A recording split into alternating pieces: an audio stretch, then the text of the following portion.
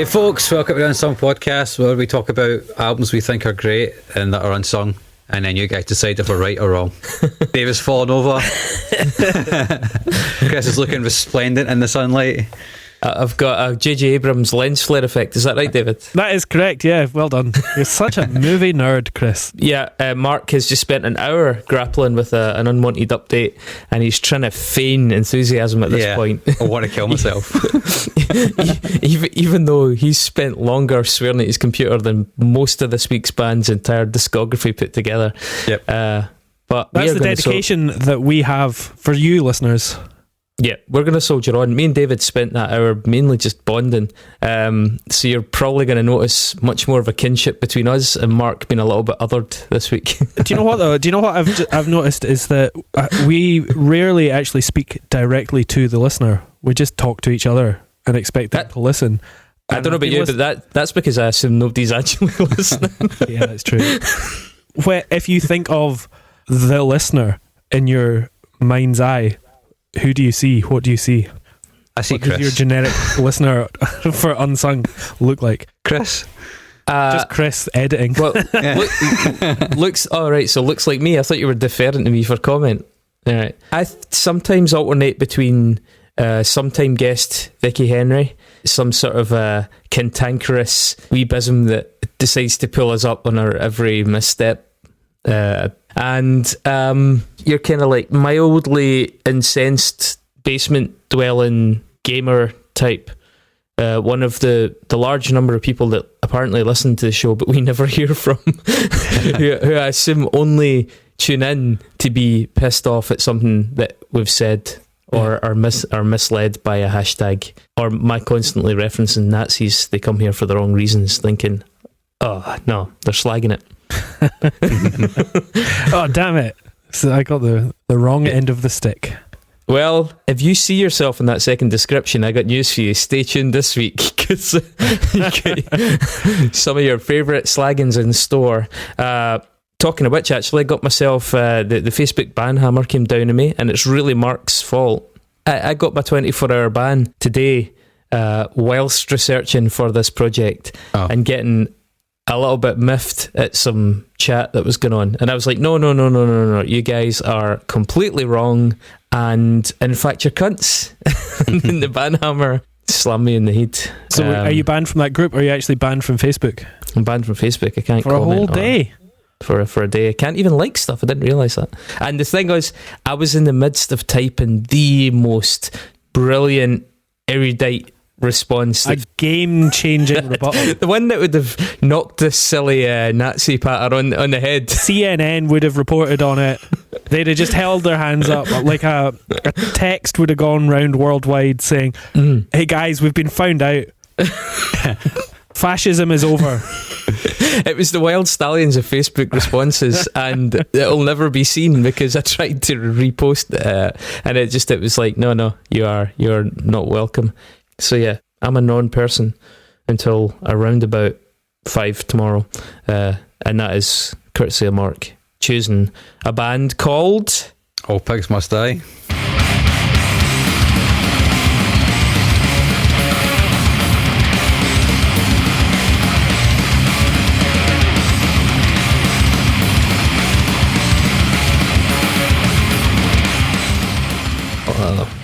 That is a statement. Yep. It is very much so. And it's not a carnivorous statement, is it? They don't just really like bacon. No, I think it's a very silly statement. Really. Before we dive into the thing fully, I just want to give a shout out to Archie Moss, who sent us £10 via PayPal this week. Thank you very much, Archie. We appreciate your one-off contribution to this podcast. You can go to unsungpod.net/donate and make your one-off contribution or your longer-term commitment via our Patreon. The options are there. Yeah, thanks to all our Patreon people. I mean, it's kind of absurd that people pay to listen to us, but it's very nice.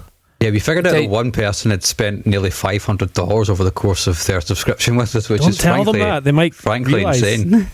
Aye, exactly. They might discontinue. Say, is that fucking direct debit still going it? It'll be like one of those bank things where there'll be an advert on TV. Are you eligible for a refund from Unsung Podcast? Yeah, we're the next PPI. Bank lawyers through college. Anyway, so All Pigs Must Die. Mark, why? Thanks, Chris. So All Pigs Must Die. Sorry, what's the album called, Mark? Well, the album's called, that's what I was going to go into. The album's called Nothing Violates This Nature. It's our second release.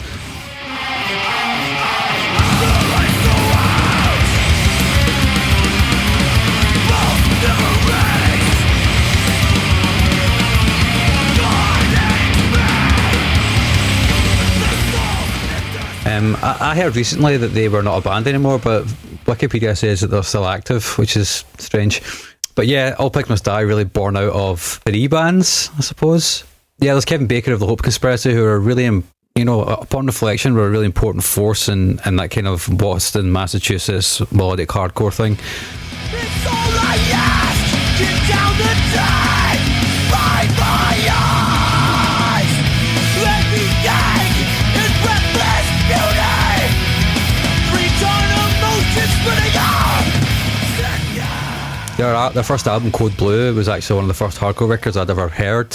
I didn't have much love for it at the time, but they since went on to release an album called Death Knows Your Name, which I think is a really good record. That was the last thing. They were on Hydra Head, is that right? They were on Hydra Head Records. No, sorry, they were on Ecovision Records, and they still are apparently a band as well, even though they haven't released anything since 2006. I believe the founder of Hydra Head did the artwork for this, right? Yeah. Okay, yeah. But yeah, they're a pretty good band, pretty important band in that whole scene. They kind of splintered off into various different factions, one of them being All Pigs Must Die. Their lineup was rounded out by Ben Koller of Converge on drums.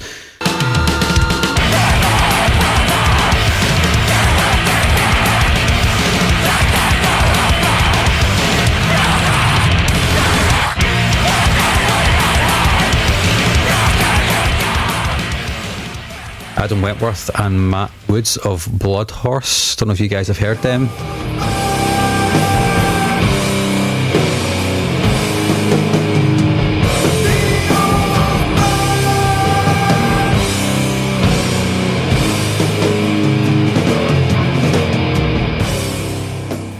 They're like a sludgy kind of doom band.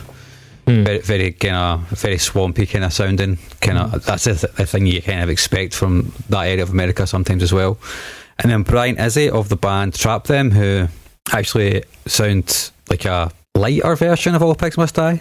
Trap Them are kind of more death and roll with a bit more crust involved as opposed to this kind of grindy metalcore stuff that All Pigs Must Die do.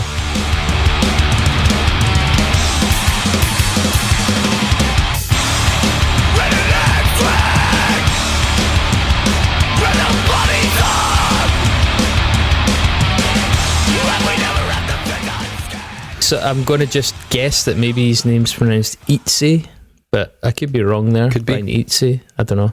Yeah. But he wasn't actually in the band until their final album, so he's not on this one, is he? Yeah, it's not on this one. All the guitars on this one were recorded by Adam. I always get Adam and Matt mixed up. I don't know why. Adam's a guitarist, Matt's the bass player. Yeah. Yeah. And the last album has 2 guitars on it, supposedly because they wanted to start being able to do the studio stuff justice live and to give themselves a few more options. They are very much a genre band. I mean, well, first of all, I saw them written down as a metalcore supergroup, but I mean, there's a bit more to them than that, I guess, description-wise. What would you call them, Mark? I'd call them probably metallic hardcore, mostly, because they incorporate so many different kinds of metal into their sound, and that's something we'll talk about as we go through their discography. They contain multitudes of Swedish, Norwegian black metal, Swedish death metal. There is some metalcore on there, which was quite common in the east coast of America around about the time they started. Very much a hodgepodge of different sounds, and Ben Koller really holds it down on drums because he can do fucking everything. I've seen them referred to as crust-infused hardcore as well by Echoes and Dust, and I think there is definitely a crusty griminess to them. We should probably mention, whilst he's not a member of the band, somebody that is absolutely integral to this band is Kurt Ballou of Converge and God City. Something of a friend of the pod, somebody that's retweeted us a few times. A lovely guy as well. His work as an engineer and in mixing for these guys is exemplary as ever. It's absolutely brittle and full and clipping, but clipping in the good way, all over the place. It's just such a big sound, and very few people can really bring that sort of really abrasive quality to this music the way that Kurt Ballou can, and he's worked with them on all of the records. So and I know that they really feel that Kurt is very honest with them and feels very at liberty to suggest things during the recording process, things that he thinks are or are not working, and they really kind of value his input at this point as well. So it's one of those situations where you've got a sort of extra member who's a big part of where the band's ended up. I will say I don't think this band would have ended up on this podcast if it wasn't for Kurt's involvement. Okay. I think a lot of what's striking about all of the records is the way the production maximises the music behind it.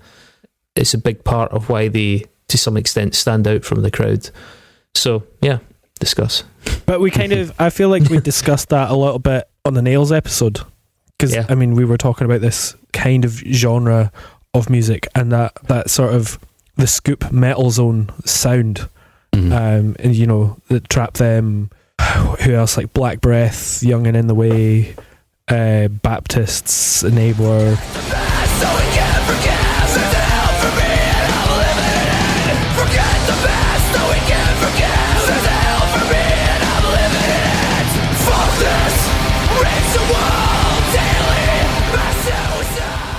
You know, even like Full of Hell and stuff like that are taking metal, hardcore, D-beat, and then putting it through just an absurdly scooped sound, quite often having Kurt Ballou produce it, and then having varying degrees of success on it. And it's I guess you mentioned that they're a supergroup as well, and I think that maybe has an effect on their specific sound and how expansive they decide to be, or how not expansive they decide to be. Yeah, they've got other outlets, and so they don't feel the need to explore so many territories. Maybe with this is kind of very much one thing, or to some more or less very much one thing.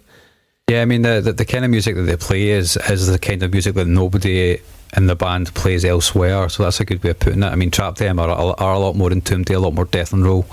Probably the closest band to this band, and obviously Converge in places, but Converge have way more strings to their bow, as we spoke about way back at the very fucking beginning of this podcast almost 2.5 years ago. Yeah, if you're a Converge fan, go back and listen to our episode on Jane Doe, which was a labour of love. But I guess it is quite interesting. Like, quite often supergroups or just side projects, you know, there's two reasons for their being. It's often to allow experimentation that the main groups wouldn't allow, or it's the exact opposite, and they allow artists to just focus on one genre or one part of their sound that they wouldn't, you know, that they'd otherwise expand on in the main band. You know, so in this instance, it's, you know, the guys are just going, all right, we're not going to do like a 14-minute Eagles Become Vultures or whatever.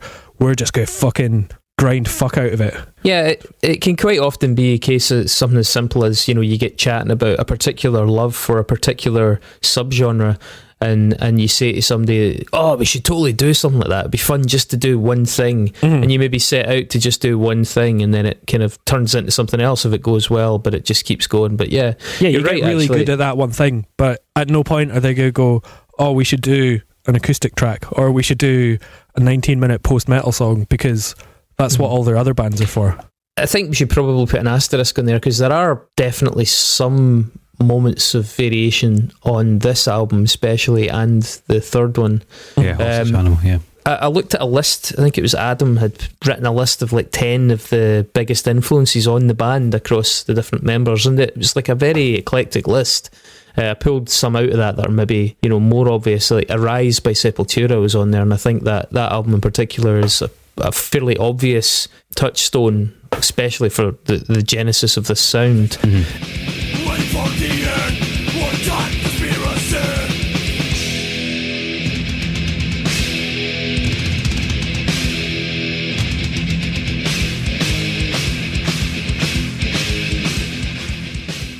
But there was other things such as like Ulver were on it, which showed like clearly they've got an awareness of some of the more experimental extreme music.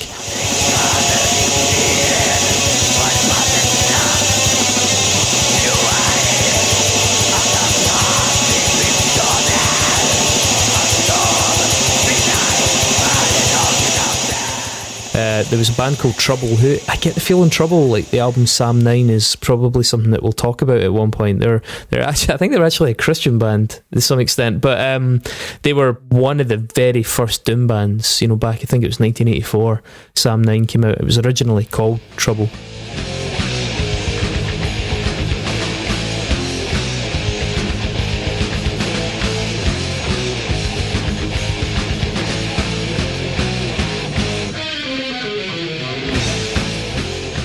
But yeah, total like progenitors of that sound, maybe only preceded by somebody like Witchfinder General, but like very early on, and they make an appearance in that list of influences, and you can hear it a little bit, certainly in the last track in this album and other places and some of the rest of their catalogue. So yeah, I don't mean to say like every song sounds the same, that wouldn't be fair, but Dave's right, it's got a much more consistent sort of central theme to it. I think part of that, just off the bat, without going into this album in too much depth, part of that comes from the single style that the vocalist has. Like a bit unlike Jacob Bannon, for example, who can do yelps and screams and growls, and he varies a lot more to maybe match with the different styles of a song. You know, and in this band, Kevin Baker just really ploughs one furrow, and he ploughs it to death in some cases. You know, that is the thing that I think creates a lot of the homogeneity. Yeah, I've got my own feelings in that. I mean, just Mark, do you want to talk about a wee bit about their catalogue, or you want to have a look? Let's just run through it dead quick, because this is what this band usually do for the most part, is to go through things dead fucking quick. Kick things off with All Pigs Must Die in 2012, which is their first EP. 2010, sorry.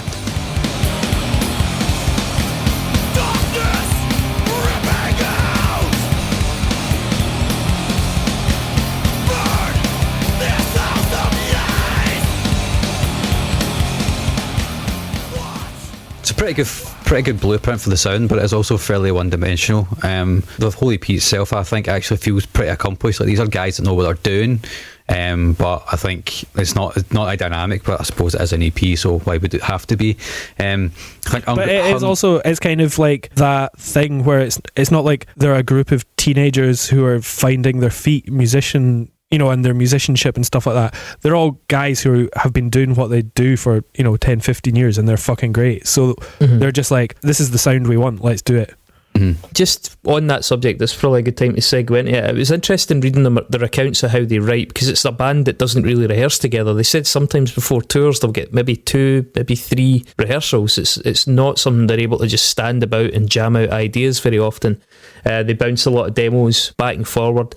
I think, we were talking about different types of supergroups there, Dave. Like, I think that probably lends itself to just staying within, in your lane.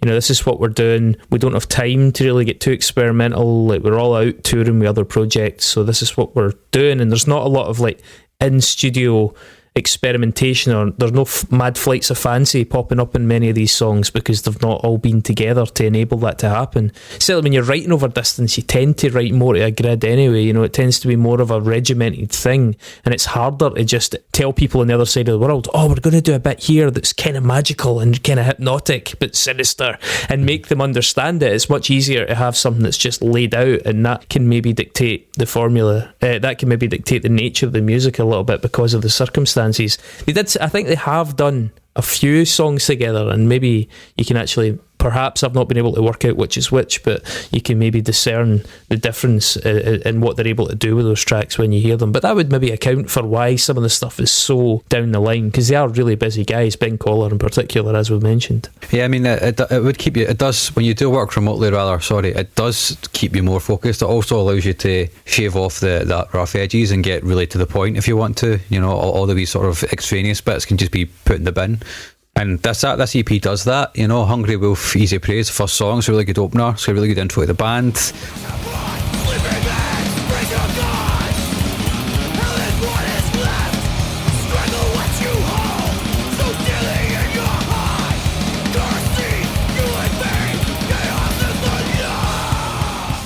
doesn't really have that much of a power violence vibe, but they do kind of stray into that territory quite a lot, especially in later albums. And then there's not a lot of songs in this, but I like Sermon for the End. There's a beat down at the end, a beat down into a blast beat, sorry, which is just so much fun.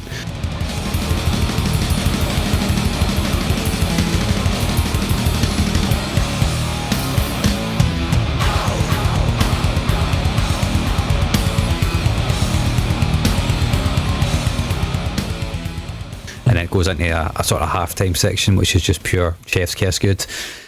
But yeah, then the following year they released God Is War, which is their first album, and it's a bit more expansive.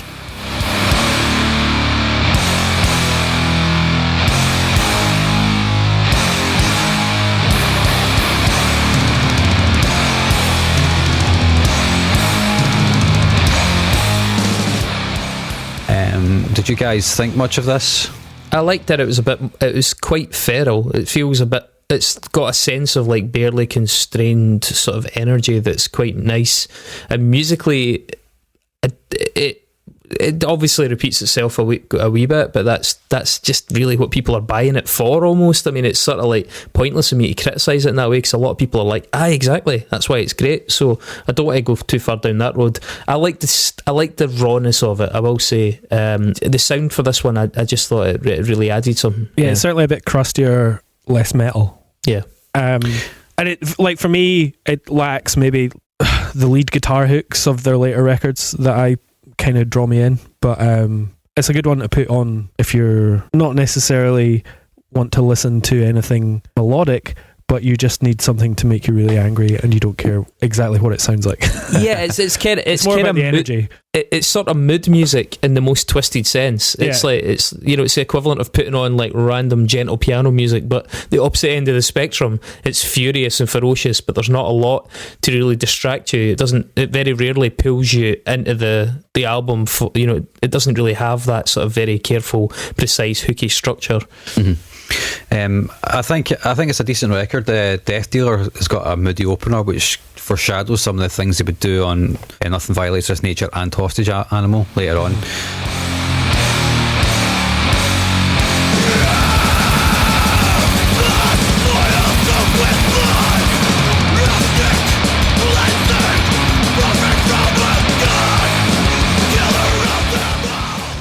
I like the production is bigger. I think it does really work for them on this record. It feels colossal at the start. There's like so much space around everything. It's quite nice.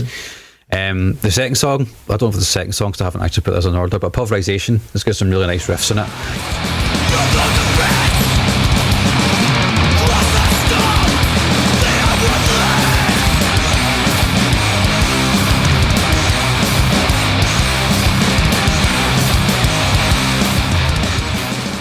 Like you said, Dave, there's a melodic part in that. It's like a death metal sort of hammer-on, sort of harmonised guitar vibe, which is really, really cool.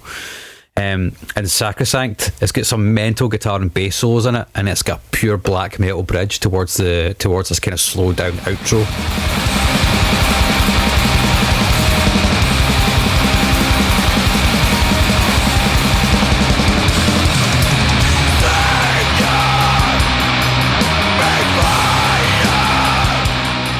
Yeah, which is just fantastic. It's got like this bass line sort of jumping all over the place, all over it. Really, really good song.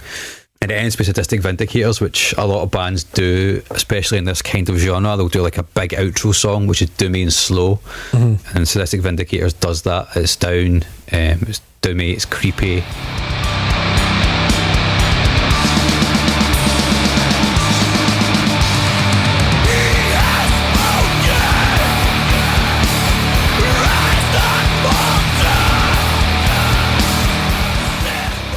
Just pure filthy, really grimy, and that's what this band excel at doing.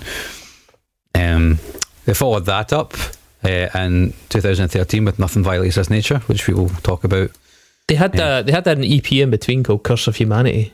I don't know if you clocked it.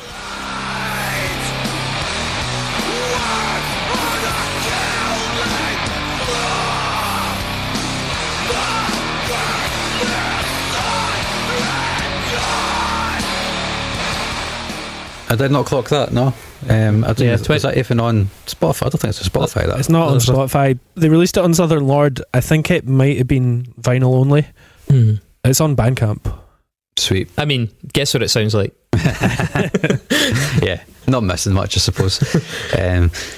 And then final thing they released so far is the Hostage Animal. Like I said, I'd read that they'd kind of stopped being a band, but they still show as being active on Wikipedia.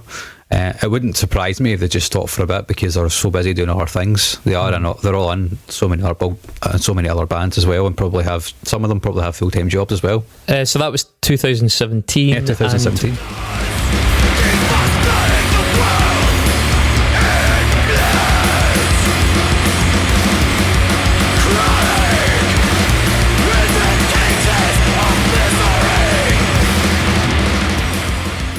And what really distinguished that, I think, was the introduction of Brian Izzi on guitar, second guitar. They'd always just been a guitar, bass, drums, vocal lineup, and they were kind of expanding it a wee bit. As I said earlier, the reasons they gave in interviews was because they were writing stuff in the studio that they wanted to be able to do justice to live. And it gave them just a few more options, talking about the way they were writing at distance. You know, they were always very constrained by the format, and it was like maybe their version of trying to get a wee bit more experimental with what they were doing and open up a few more possibilities. I don't necessarily hear a massive difference. This album didn't really do anything for me. I don't know, perhaps it just caught me at the wrong time. I've got a feeling this band in general maybe caught me at the wrong time, because I do really like the dynamism of this kind of music, but I was really struggling to engage with a lot of it, no matter how many times I put it back on. But this album, more than anything, I couldn't really get it to register. I think it's got a lot of good songs on it. Hostage Animal, the first song, the productions are on another level on this. I think it's actually got some of the best production that they've had so far. It's really mean and nasty sounding.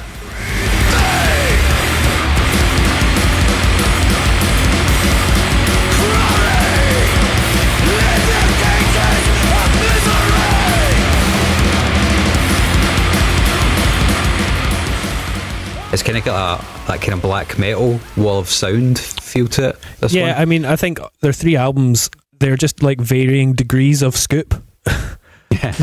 Yeah. I mean, as I said earlier on, I think even though Kurt's not in the band, he's as important to the band as anybody. I think that's a big part of what makes them exciting, is a pure impact sonically and physically, actually, if you've got it up loud, of that music. It is really fucking dramatic and caustic the way it hits you. And I think, you know, if they were slickly produced or weakly produced, I don't know that we'd be talking about them, frankly. I think you're probably right to some degree there. I can't imagine them having a big, Gareth Richardson sort of vibe, you know, something like a Pantera production. I don't know if that would really especially work for them, but you get bands like, you know, that do it on a much more hardcore, you know, less scooped, less metal sound, take back the scoop and the distortion and maybe play it on Fenders. And that sometimes works. It just sounds a lot more chaotic and less funneled through the compressor. Yeah. Hostage Animal, I think, is on par quite good though. There's some nice lead guitars on Hostage Animal with the song, which is probably where Brian Izzi, I suppose, comes in. The vocals are quite submerged in that as well, which is, the song's just pure full on rage, and towards the end there's this little creepy tremolo thing where Ben goes just full tilt on the drums, and it sounds unbelievable. Yeah, I mean, Ben's drumming on this album, Ben's drumming throughout this band is fucking ridiculous. Throughout his life, I think it's just ridiculous. Yeah. Period. Yeah, the next song, Caustic Vision.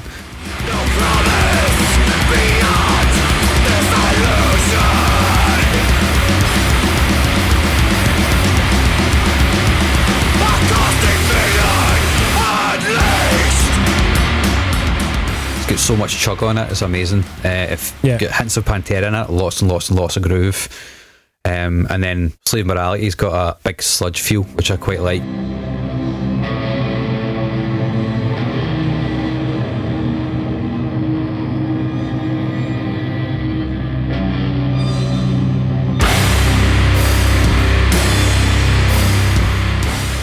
It's kind of new territory for this band. Some really fuzzed out lead guitar work that's really bluesy and kind of slow and really doom. Sounds really malevolent. So do you think this is a political band? I don't think so. They're angry. I think this album is definitely has more of a point maybe than the last two. Well, yeah, I don't know. Is it political to just hate everything? And I noticed in some of the discussion around them, people were saying that they're more political than their other projects, for example, which tend to be more emotive. You know, Converge was used as an example. Say All Pigs Must Die are much more directly topical than Converge, who tend to be more abstract. And I thought that was interesting. I think, but just before we talk about the album itself, as I said at the start, I don't like their name at all. I don't like the name for the obvious sort of, I'm not going to get petulant about it, but I don't like it for the obvious connotations regarding the police. Yeah. I think it's bullshit.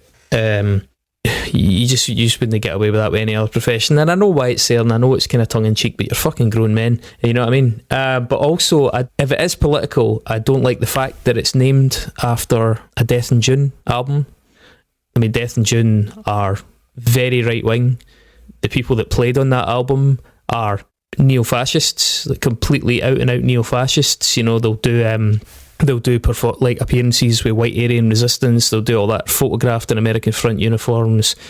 They get up to all kinds of fucking shit. And I think, you know, if All Pigs Must Die as a phrase is not just a generic term. I mean, I tried to find it. I get it. It's maybe something you see graffitied on a bridge, but I think the band should have done a wee bit of due diligence on where does this come from. If they claimed ignorance, you know, they're quoting bands like Ulver as an influence, and I think if you're listening to Ulver, it's definitely not a big leap to think you're listening to Death in June, or, you know, part of that neo-folk scene that came from industrial. They're kind of affiliated with a lot of that stuff.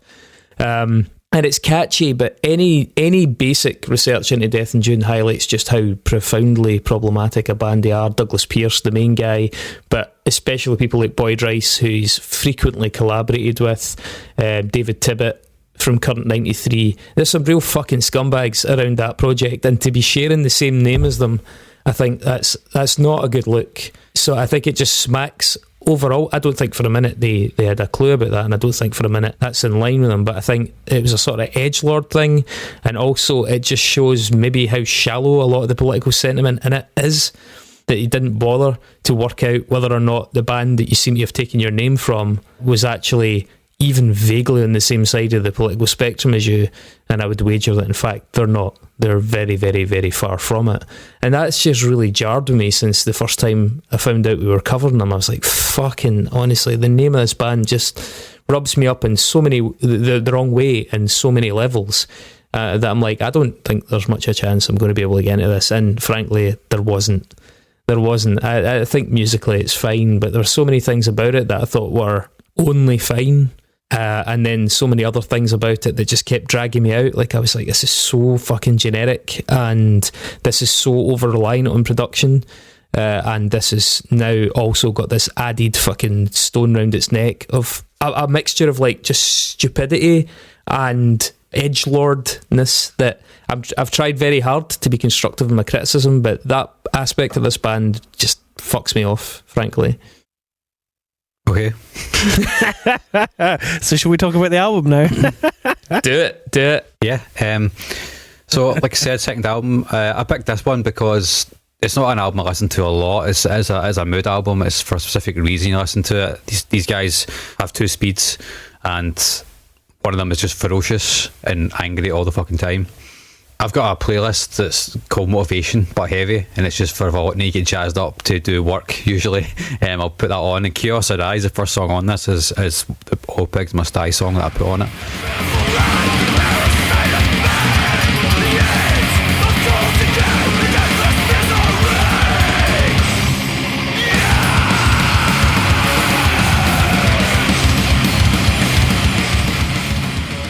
I just adore that song. It's got really big muscular production.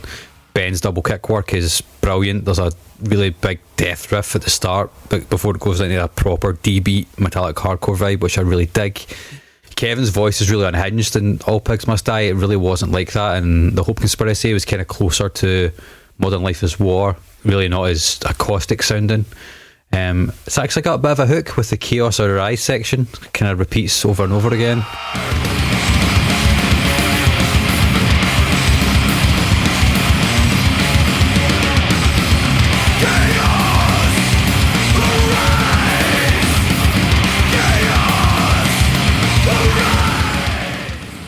then there's a slowdown towards the end before going into a really big black metal riff, which I think is really cool.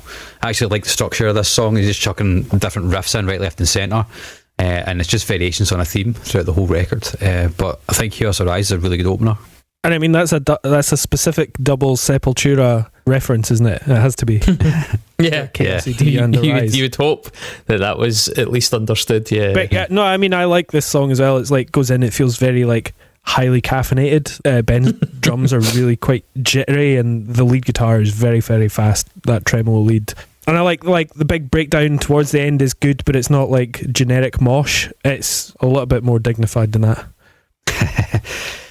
Silencer is kind of as a continuation of Chaos Arise, but it feels more hardcore.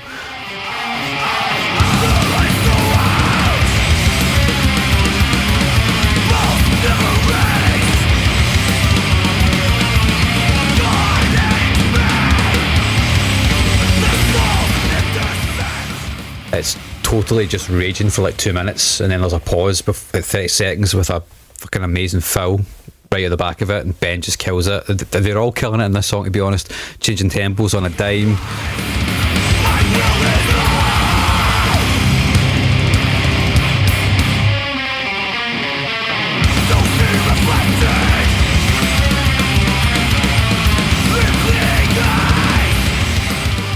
There's a big, I think that tremolo lead though is like the sort of thing that makes this record stand out more than the other two, because it's got that like Slayer stroke Scandinavian metal lead guitar hook that pulls me in a little bit more than on either of the other albums. So the abundance of hardcore in this album is the one that makes it stand out for me.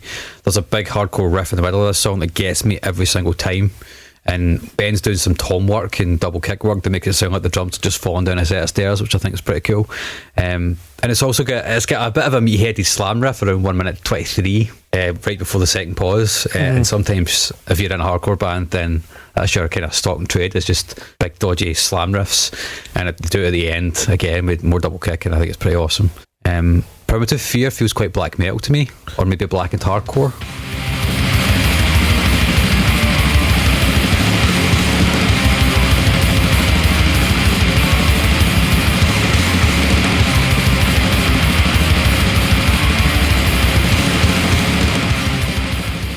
yeah, I mean, they go pure blast for the first 50 seconds at least, and then they go do some big mosh. I mean, there's definitely, I'm pushing some people around right there. But I like the nice big single note on the guitar when the chorus comes in. It's kind of a little bit botchy in terms of its tone, at least.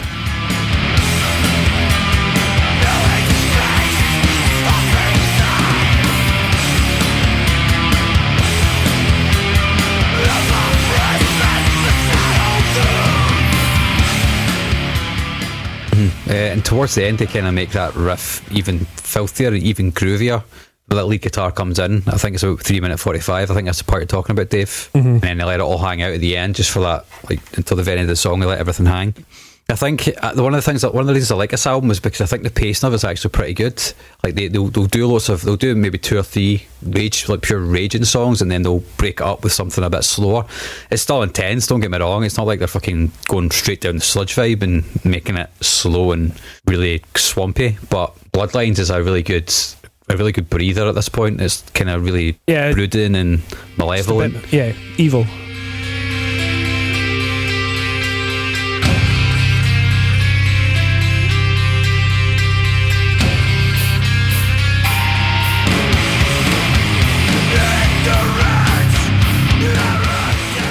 Yes, it lands a wee bit close to something like Sepultura and Mastodon at points as well, with that kind of bigger metallic thing.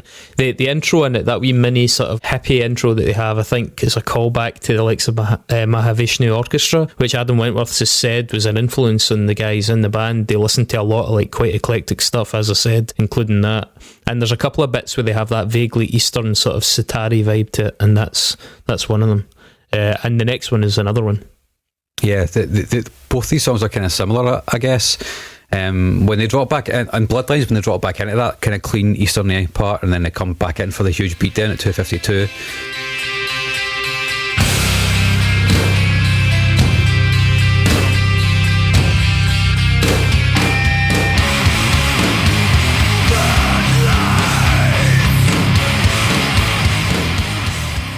Well, it actually sounded like it was going to fucking tear my stereo in half when I put it on, like quite loud this afternoon when I was working, because I was just having a shitty day in work, and I thought, what is best to put on? I'll put on the album I'm doing tonight. And you spoke earlier on, Chris, about sometimes like the way that you feel it hitting you as well. The production definitely gives it that feeling, I think. It's funny that you mentioned Mastodon on that one, because I think the start of Off Suffering is actually pretty much directly lifted from a Mastodon song. I think it's Oblivion, but in a different key.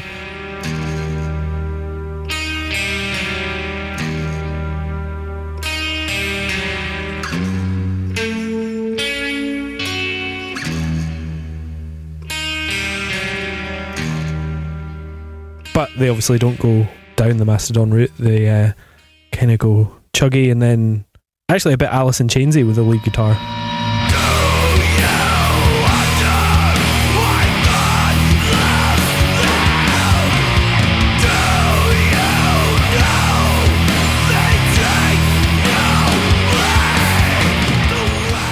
Yeah, the intro actually sounds like Bloodhorse. So if you like Doom, I would recommend checking them out. The last album, Horizon, was pretty good. And it's got some keys, that intro as well, in the background, which makes it feel dead sinister. And that single guitar sort of hovering around. So when the whole lead guitar comes in at 145, it just feels dead apocalyptic. Yeah. I agree that they get a lot of things right about pacing on this. I think the only thing is, as a song, Of Suffering falls really short of, for comparison's sake, the Converge tunes like Cruel Bloom or Phoenix in Flames or Wretched World, those kind of big, slow, doomy, stompy, crunchy ones there, where there's a bit more of a song underneath it. And I think this does a lot of things right that are useful objectively, but I don't think the song itself is particularly strong. I like it. I like both of those songs as a mood kind of, not lifter, but a wee bit of a breather, because you don't get very much of your mood changed across any of their albums. Then it goes into Holy Plague, which you just knew they were coming back in with something rapid and furious, and they totally do that.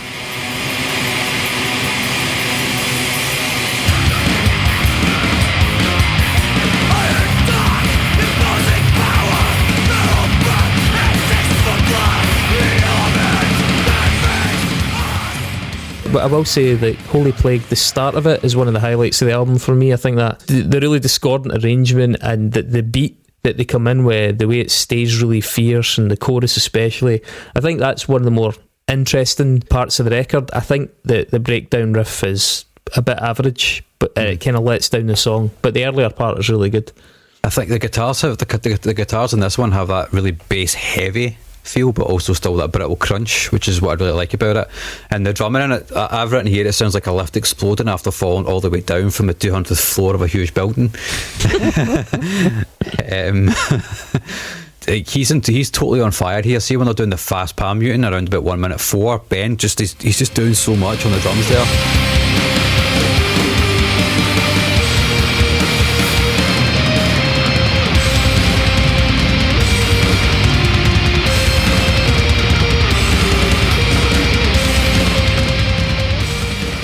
And it is all completely like overplaying like fuck, but I love it.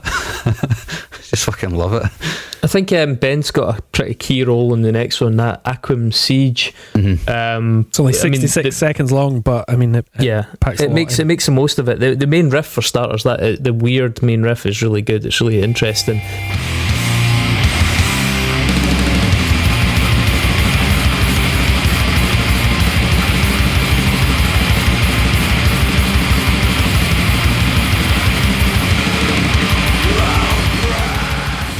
And when the drums switch for blasts into that D-beat thing, that clicks really well.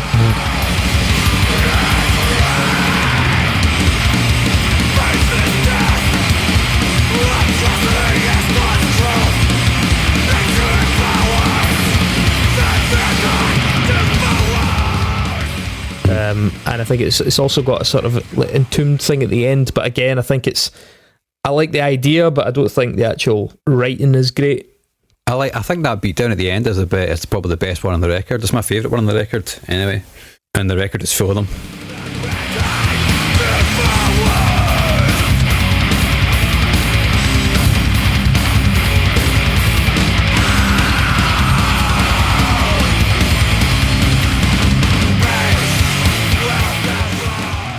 also like the bouncy riff. I say bouncy, but it feels bouncy around 25 seconds. That's pretty cool.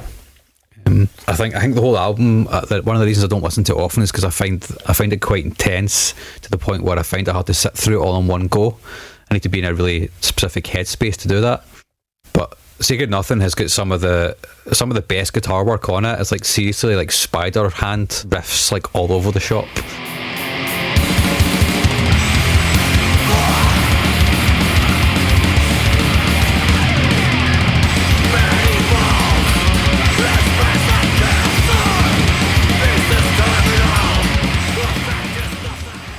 It's totally furious, man, like just churning through like grind and crust elements with total recklessness. Yeah, there's quite a lot of Woodley death on it.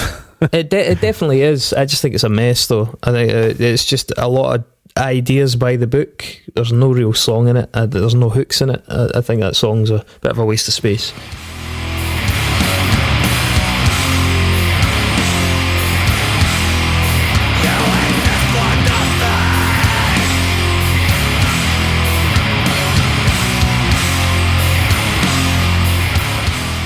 I love the big groovy ending as well. It feels like before he does that, there's a massive double kick fill, which feels like you're getting shot in the chest with a machine gun.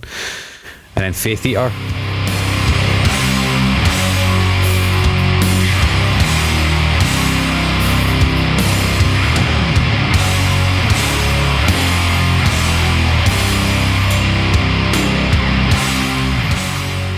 Kind of another Sword Temple song. More technical. Yeah, I like the fast wee lead flourishes on it.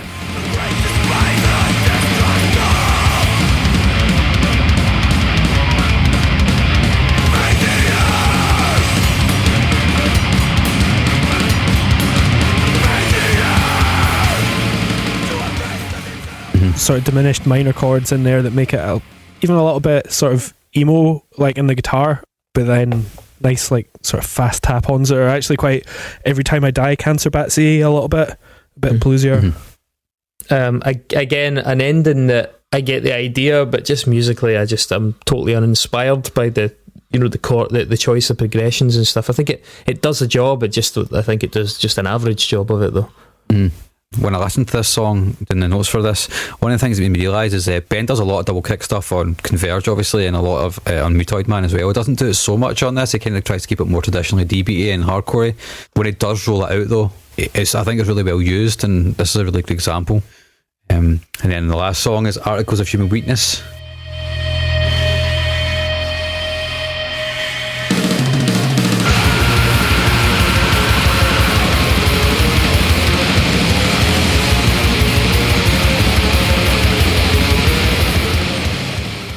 I think that main riff at the start is actually quite oddly catchy. It's like death metal-y. Yeah, it's almost very at the metal. gatesy. Yeah. And this, it's something strange about this song, because the last two songs feel very slightly different in the mix. I'm assuming they were all mastered at the same time, but the vocals in Articles of Human Weakness are a lot lower.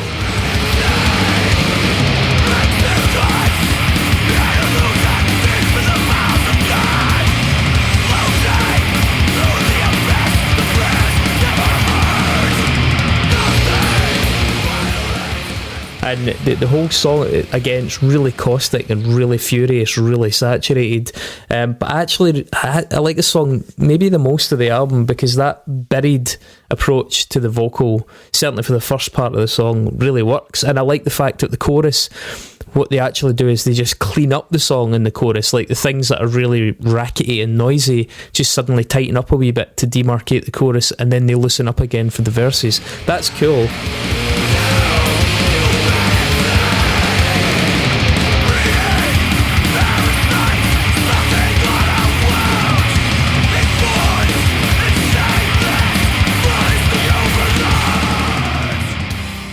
The kind of proggy ending thing I think is okay.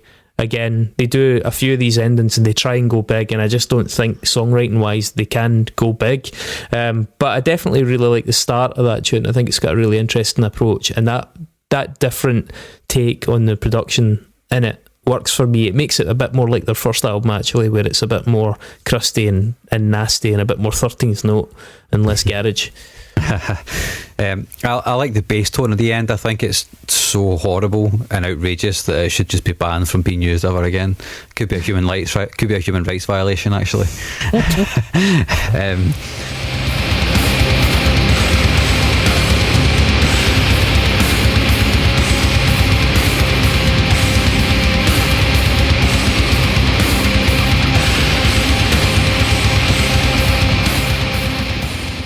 There's a lot of bands that are like this, and I think of all the bands that are like this that I enjoy, I think you're right, Chris, when you say that the doomy stuff, they don't really land it quite right. There's other bands that do better, frankly, but it works really well for them, I think. In some places it's just not as accomplished as some of their contemporaries.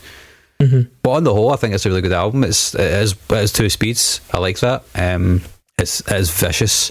Sometimes it's good to get a face ripped off, and this is the one I always go back to. If I want to think about it, I'll put on a Coverge album. If I don't want to think about it, I'll put this on. Yeah, I know exactly what you mean. I mean, I guess we know Chris's view on it.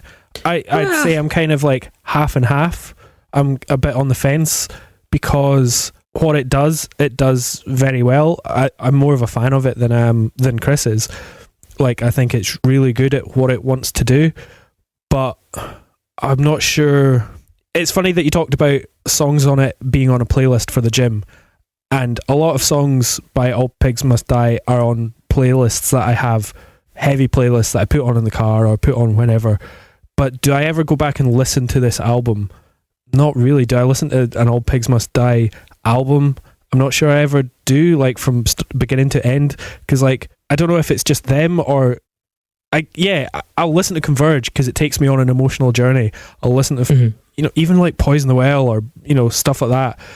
Do I listen to a Trap Them album? I'm not sure if I do.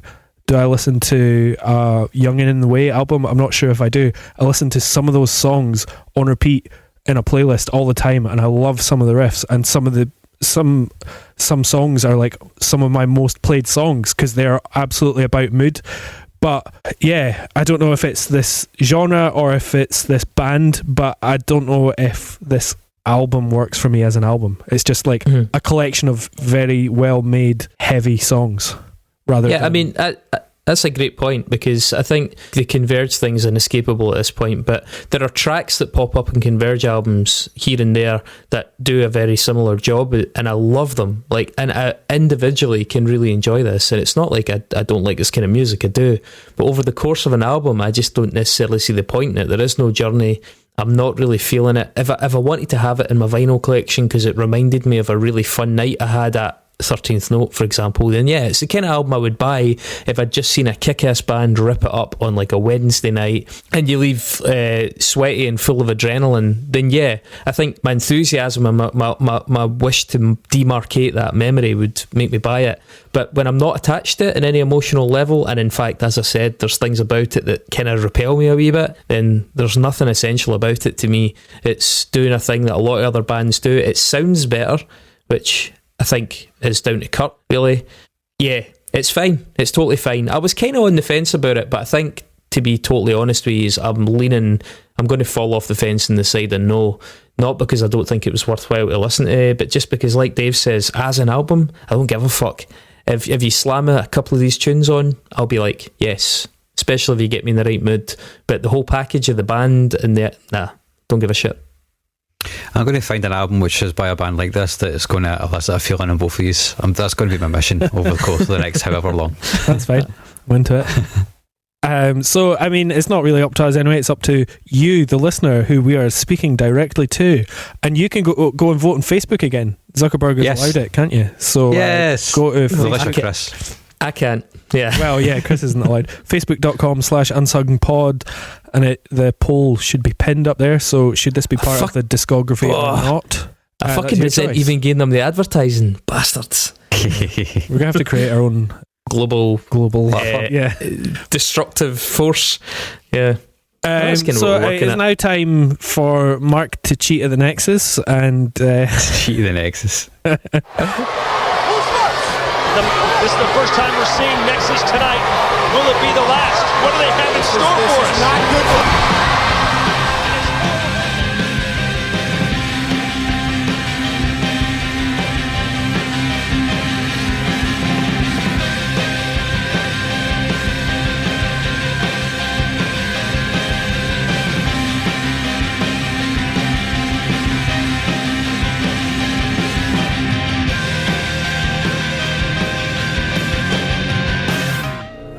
Why am I here? You're in the Nexus.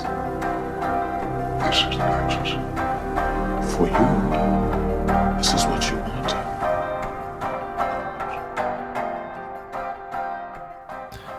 Yeah. So who chose? I believe that we're linking All Pigs Must Die to Molly Ringwald. Is that correct? Yep. And who chose Courtesy of that? Tommy Smith. Great work. And Mark, seeing as it's your album, it's you to kick us off. Alright, so Ben Koller plays drums in All Pigs Must Die. He's also the Mutoid Man. Mutoid Man are, of course, the house band for 2 Minutes to Late Night. Mm-hmm. But he's also been getting involved in a lot of these lockdown covers that Arsenio Hall, the host, has been arranging as part of 2 Minutes to Late Night because he can't get in the studio. Back in August, Ben played drums on a cover of Rebel Yell, Billy Idol's song.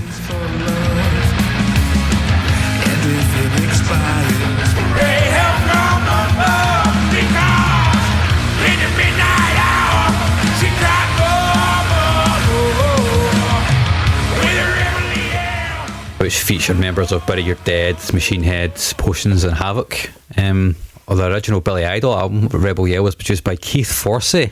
He's an English producer who would later go on to produce Flashdance. What a feeling, he actually wrote that as well. And he had a bunch of songs in 80s films such as Ghostbusters, Beverly Hills Cop, and he also co-wrote Don't You Forget About Me. Oh, yes. Wow. Which was co-written with him and Steve Schiff. Simple Minds famously rejected the song and then changed their mind after other bands rejected it. They came back to it and thought they would do it.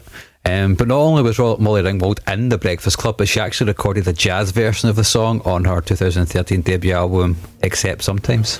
Won't you come see about me?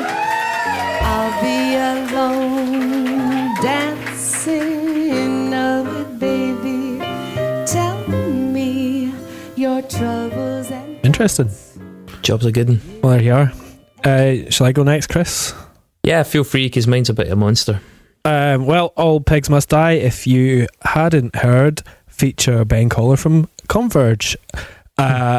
Coverge in 2020 contributed a new song called I Won't Let You Go to the soundtrack of Cyberpunk 2077.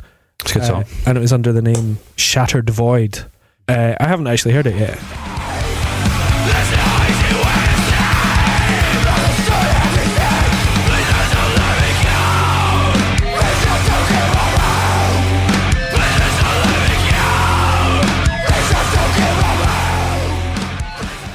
Cyberpunk 2077, I've not played it, but I mean it looks great apart from all the loads of glitches in it. I put 90 hours into it. Oh, have you? Yeah. Is it worth it? Is it good? I think the story's great, man. There was a lot of bugs. It did crash a lot on me, and there were some bugs. I didn't have any bugs which broke the game, thankfully, for progression missions and all that, but there were definitely a few in there that I did miss, but a lot of other people got. A big part of it is like the voice acting, and they've got some interesting actors, including Keanu Reeves. Grimes as well is in there. Yep, she's in it, And Masami Tsukayama portrays Arasaka Corporation leader Saburo Arasaka. And Masami is a fairly famous Japanese actor and voice actor, and he's best known for dubbing over big American and English actors on Hollywood movies. So he's dubbed over most of Kevin Costner, Robert De Niro, Liam Neeson. He's like the go-to voice for those guys. And also Richard Gere. He's done Richard Gere in a couple of movies. One movie that he didn't dub Richard Gere on was movie 43. Oh dear. Which, I don't know if anybody's actually watched it, but it's like... Never seen it. It's meant to be one of the worst films of all time. Infamously, people were like, how did any of these actors appear in this? They must have all been blackmailed. Richard Gere was one who did take part but tried to get out of the project as soon as he realised like that it was going to be fucking terrible. But he did end up in it. But I mean, the cast is unbelievable. It's like Halle Berry, Gerard Butler, Richard Gere, Chloe Grace Moretz, Chris Pratt, Kate Winslet, Julianne Moore, Emma Stone, Uma Thurman, Johnny Knoxville, Hugh Jackman, and Terrence Howard. Now, Terrence Howard, I actually just watched him a couple of nights ago in that big Denis Villeneuve movie with, what's his name, Hugh Jackman and Prisoners. Jake Gyllenhaal, Prisoners, which is really good. Great. Enjoyed that a lot. So Terrence Howard, his first major roles were in Dead Presidents and Mr. Holland's Opus, and he's been in like a few shit films like Get Rich or Die Trying, the 50 Cent movie, and Big Mama's House, and he was also James Rhodes in Iron Man, but then I think he was replaced by Don Cheadle for the rest of the cinematic universe. Terrence Howard, let me tell you about Terrence Howard. Did you know that Terrence Howard has formulated his own language of logic? He calls it Terryology. And he explained in an interview in 2015 with Rolling Stone that Terryology, he'd kept it a secret until he'd patented it, and this was him just deciding to release it. And this logic language would be used to prove his contention that 1 times 1 equals 2. Wow. How can it equal 1, he said. If 1 times 1 equals 1, that means that 2 is of no value because 1 times itself has no effect. 1 times 1 equals 2 because the square root of 4 is 2. So what's the square root of 2? Should be 1, but we're told it's 2. Are we? And that cannot be.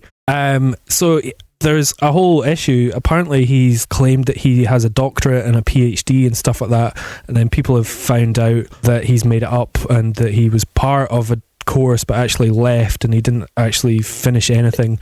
Is it a joke or is he cracked? No, he's cracked. He published proof on Twitter that 1 times 1 equals 2, and it was heavily criticised for containing multiple logical errors and faulty reasoning. Well, technically speaking, Twitter probably is peer reviewed in the sense a lot of peers on there. He stated that he spends many hours a day constructing models of plastic and wire that he's patented and claims to confirm his belief regarding this hypothesis. Hell, oh my goodness.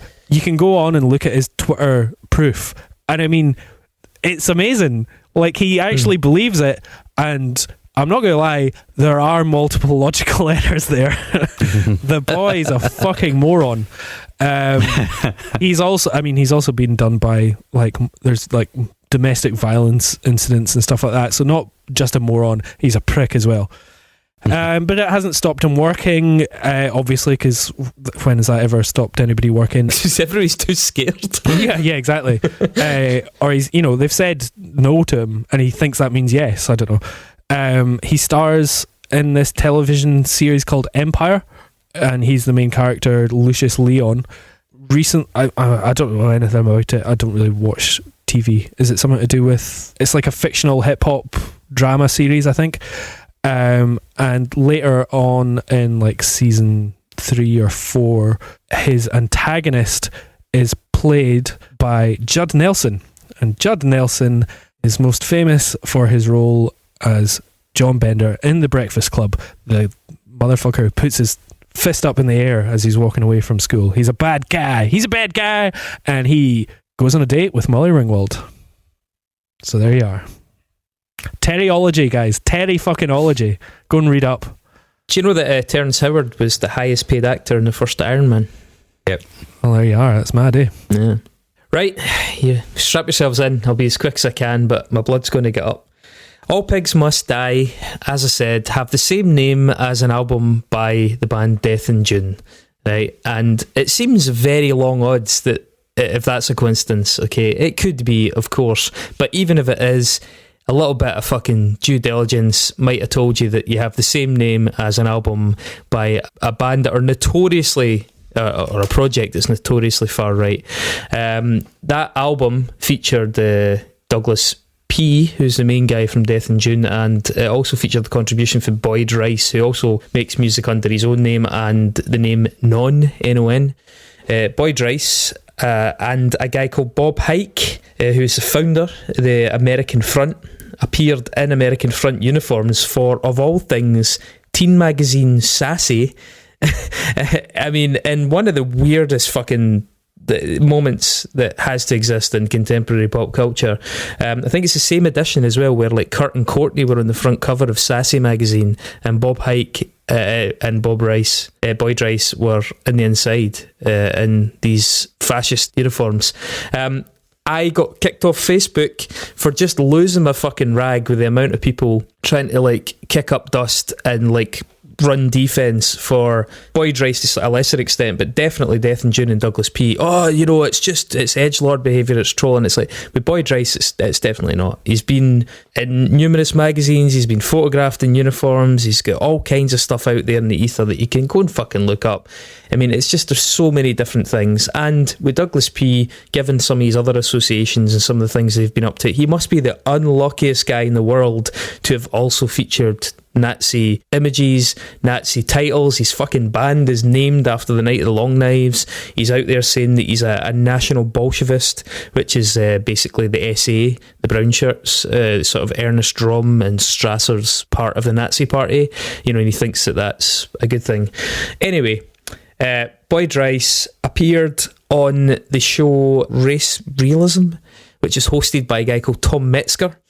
Tom Metzger is the guy that set up WAR, aka White Aryan Resistance. Now, Tom Metzger, you might know from a Louis Theroux special, Louis and the Nazis, which aired in 2003 on the BBC. That's the one that had Lamin Links and stuff in it as well. The BBC is funded by the BBC licence fee. Okay. That's a good link. Yep. Yeah, well, it counts.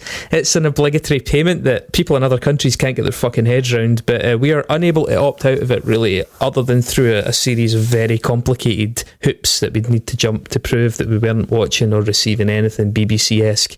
In 1961, in August of 1961, a Goya painting of the Duke of Wellington was stolen from the National Gallery in London by a 61-year-old bus driver called Kempton Bunton, I think his name was. He was called Kempton because his dad had a good day at the races the day he named him as well. But a 61-year-old bus driver stole this Goya painting of the Duke of Wellington, and he said that he did it when he finally got caught years later. I think it was like 4 years later. He did it to protest the obligatory payment of the TV licence by pensioners. By the way, that Goya painting, that's cool, eh? That Goya painting has a particularly cool bit of trivia in that it got stolen in 1961, and the following year the film Dr. No was released, and if you watch Dr. No, Sean Connery actually stops in one of the corridors when he gets to like Dr. No's secret evil guy base and admires the portrait of the Duke of Wellington by Goya as a sort of reference to this still missing painting, as though he insinuate that Dr. No was the one that stole it. So that's pretty cool. Anyway, other works of Goya can be seen in Museo Nacional del Prado in Madrid. And also in that museum you can go and see The Garden of Earthly Delights by Hieronymus Bosch, or El Bosco as he's also known. In that painting, The Garden of Earthly Delights, in the third panel, it's what they call it again? Triptych. The third panel is hell, and if you look very closely at that third panel, down the bottom you'll see a wee pink bum that has music notes written on it, being sort of graffitied by a little monster, right? And this is known as El Bosco's butt music. Okay, a number of people actually took the time to play El Bosco's butt music, to turn it into proper music, and I'm going to put a clip of it in now.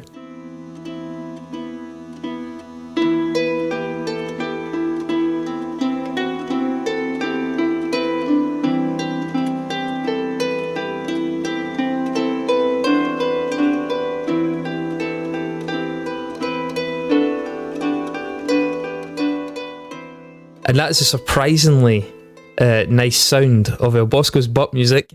That version was by Anne Dro and James Spillink, and it was on an album that they released called Loose Change. Also featured on the album Loose Change was the track Eleanor Plunkett. Eleanor Plunkett refers to it's an ancient Irish folk song about a lone woman survivor after her 30 other family members were locked inside a house and, quote, destroyed by boiling water. That song was written by a famous Irish folk musician called Turlough O'Carolan, who was also a blind harpist. Okay, now Turlough O'Carolan You've been racist. happens to have a crater on Mercury named after him, obviously the Carolan crater. And on Mercury, you will also find a crater called Disney. Disney crater. And in 1988, at the age of 12, Molly Ringwald sang lead vocals on an album called Yankee Doodle Mickey, which was like a weird patriotic album of American anthems, including her singing Star Spangled Banner, This Is My Country, and God Bless America. God bless America, land that I love, stand beside. And that was obviously released by the Disney Corporation. Wonderful. Yep, so there you go. All right. Change of pace next week though, guys. Yes, what we're doing. Or in fact, what are you guys doing? I'm moving house, so I'm not here. Yeah. Dave is moving house. He'll be replaced by Vicky Henry, and we're always in Vicky's court. And Vicky has decided to this will be her first time doing this. She's picked Dumb Flesh by Blank Mass. Yeah. Blank Mass obviously being a former interviewee and friend of the pod, but Vicky's going to go to the mat for that album. We will be nexusing. Yeah, who we nexusing to, or who you nexusing to? Oh, Dave, you're going to be missing out. Blank Mass to Jesus fucking Christ, Varg Vikernes. Brilliant. Courtesy of Declan McCafferty. Tremendous. It had to happen at some point. So, and do you know what, Mark? You can probably offend Ben the most by trying to find the shortest route. All right. Well, I look forward to listening next week. Thanks, lads. David, you have our sympathies. Good luck moving that house. I'm away to count the minutes and seconds until I can get back on Facebook and put the fucking world to rights. Those fucking Nazi bastards are going out there unchecked right now. Cheers. Bye, everybody. Speak soon.